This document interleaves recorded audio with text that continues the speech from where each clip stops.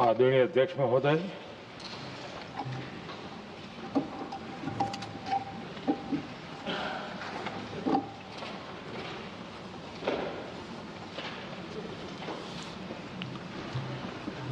आदरणीय अध्यक्ष महोदय, मैं इस सम्मानित सदन में पश्चिम एशिया में चल रहे संघर्ष और इसकी वजह से भारत के सामने आई चुनौतियों पर बात रखने के लिए उपस्थित हुआ हूं। इस समय पश्चिमी एशिया की हालत चिंताजनक है। बीते 2-3 हफ्तों में जयशंकर जी ने और हरदीप पुरी जी ने इस विषय पर सदन को जरूरी जानकारी दी है। अब इस संकट को 3 सप्ताह से ज्यादा हो रहा है। इसका पूरे विश्व की अर्थव्यवस्था पर, लोगों के जीवन पर बहुत ही विपरीत असर हो रहा है। इसलिए पूरी दुनिया इस संकट के जल्द से जल्द समाधान के लिए सभी पक्षों से आग्रह भी कर रही है। अध्यक्ष महोदय, भारत के सामने भी इस युद्ध ने अप्रत्याशित चुनौतियां खड़ी कर दी हैं। ये चुनौतियां आर्थिक भी हैं, नेशनल सिक्योरिटी से जुड़ी भी हैं और मानवीय भी हैं। युद्धरत और युद्ध से प्रभावित देशों के साथ भारत के व्यापक व्यापारिक रिश्ते हैं। जिस क्षेत्र में युद्ध हो रहा है वो दुनिया के दूसरे देशों के साथ हमारे व्यापार का भी एक महत्वपूर्ण रास्ता है। विशेष रूप से कच्चे तेल और गैस की हमारी जरूरतों का एक बड़ा हिस्सा यही क्षेत्र पूरा करता है। हमारे लिए ये रीजन एक और कारण से भी अहम है।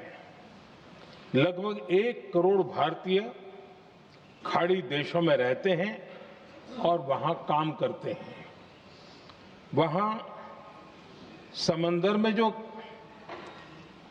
कमर्शियल शिप चलते हैं उनमें भारतीय क्रू मेंबर्स की संख्या भी बहुत अधिक है। ऐसे अलग अलग कारणों के चलते भारत की चिंताएं स्वाभाविक रूप से अधिक है। इसलिए ये आवश्यक है कि भारत की संसद से इस संकट को लेकर एक मत और एकजुट आवाज दुनिया में जाए।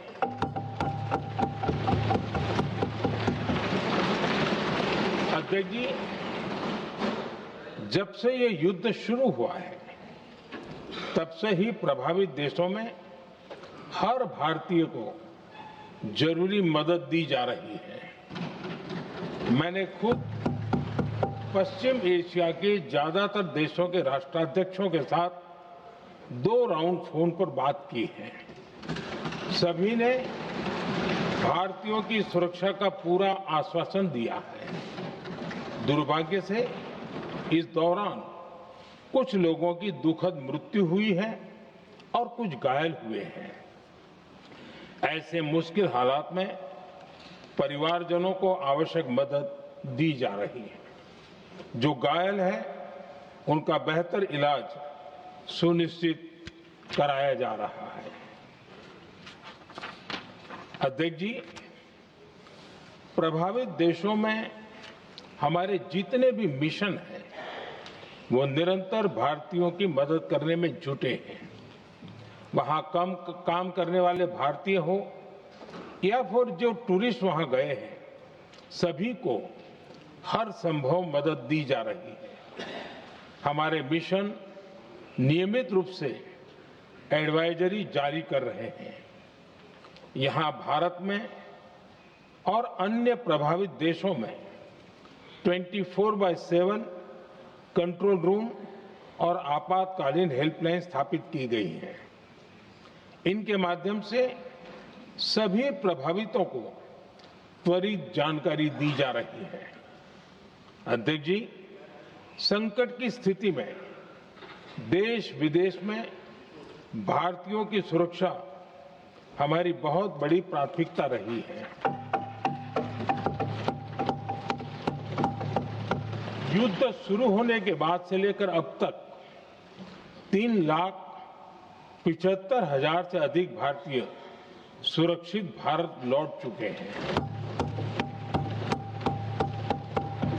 ईरान से ही अभी तक लगभग 1,000 भारतीय सुरक्षित वापस लौटे हैं। इनमें 700 से अधिक मेडिकल की पढ़ाई करने वाले युवा हैं। खाड़ी देशों में भारतीय स्कूलों में हजारों विद्यार्थी पढ़ते हैं। सीबीएसई ने ऐसे सभी भारतीय स्कूलों में होने वाली कक्षा 10वीं और 12वीं की निर्धारित परीक्षाओं को रद्द कर दिया है। इन बच्चों की पढ़ाई निर्बाध चलती रहे, इसके लिए सीबीएसई उचित कदम उठा रही है। यानी सरकार संवेदनशील भी है, सतर्क भी है और हर सहायता के लिए तत्पर भी है।